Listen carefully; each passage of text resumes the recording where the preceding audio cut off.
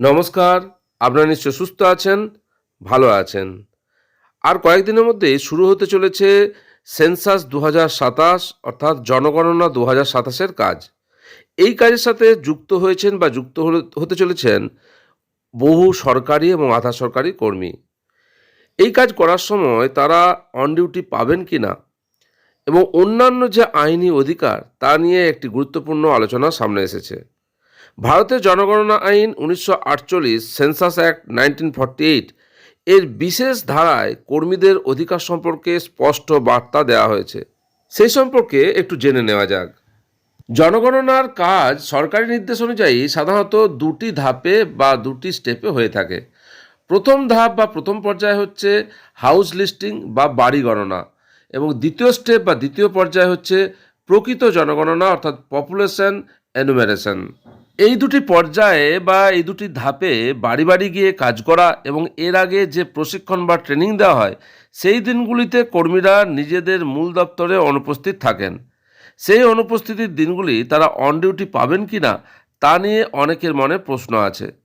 ভারতের সেন্সাস আইনে এই বিষয়ে স্পষ্ট বার্তা দেওয়া আছে। ভারতের জনগণনা আইন 1948 সেকশন 15A এতে কি বলা আছে? এই আইনের অধীনে 15 ধারায় সেন্সাস কর্মীদের চাকরির স্বার্থ সুরক্ষা, protection of service interest of members of census staff, এই সম্পর্কে বিস্তারিত এবং সুনির্দিষ্ট নির্দেশিকা রয়েছে।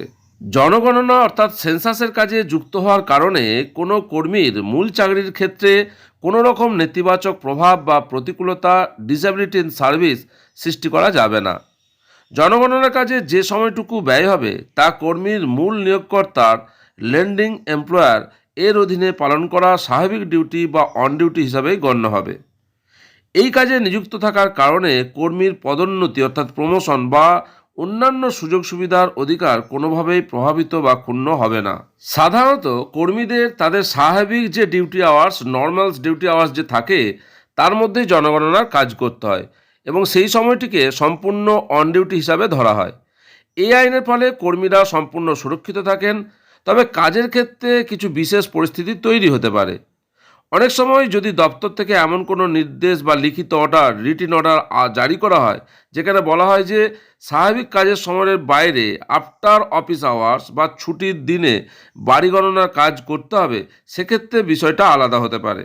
যারা সেন্সাস ২০২৭ কাজে নিযুক্ত হচ্ছেন তাদের সামনে ট্রেনিং হবে এবং ট্রেনিংয়ের সময় আপনাদেরকে যে ম্যানুয়াল বা বই দেওয়া হবে তাতেও এই সুরক্ষা আইনের উল্লেখ থাকবে। যদি কাজের সময় নিয়ে কোনো বিশেষ লিখিত নির্দেশিকা আসে তবে সেই নির্দেশিকার ভিত্তিতে ঊর্ধ্বতন কর্তৃপক্ষের সাথে আলাপ আলোচনা করে আপনি পরবর্তী যে পদক্ষেপ গ্রহণ করবেন।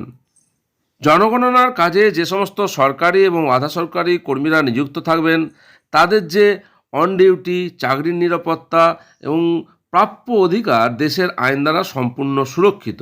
জনগণনা ২০২৭ বা সেন্সাস ২০২৭ সম্পর্কিত নতুন কোনো তথ্য সামনে এলে আপনাদের সঙ্গে শেয়ার করব। আপনারা সকলে সুস্থ থাকুন, ভালো থাকুন।